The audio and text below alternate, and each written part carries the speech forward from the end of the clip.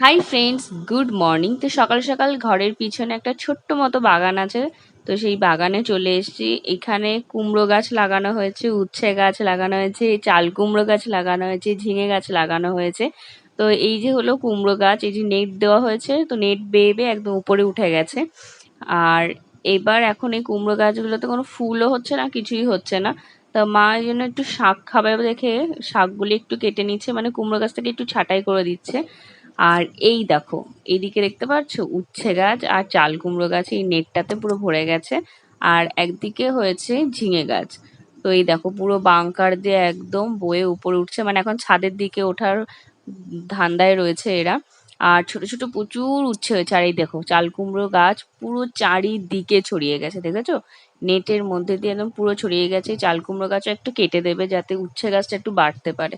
আর এই দেখো ছোট ছোট উচ্ছে হয়েছে, দেখেছো?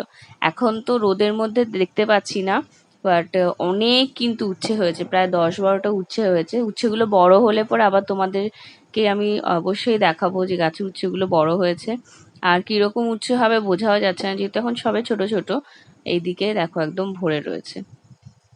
তো এইদিকে মার কিন্তু দেখো কুমড়ো গাছ কাটা হয়ে গেছে।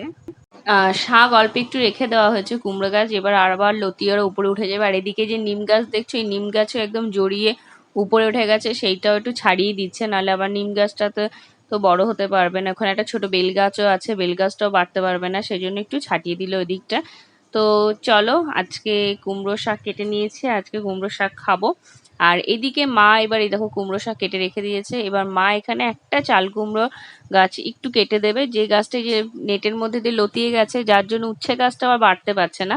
সেই জন্য মা এখন এই চাল কুমড়ো গাছটা একটা ডাল কেটে দেবে, পুরোটা কাটবে না, যেহেতু ওটা শুকিয়ে যায় আপনা আপনি মরে যায়, শুকিয়ে ওই ডালটুকু পড়ে যায়।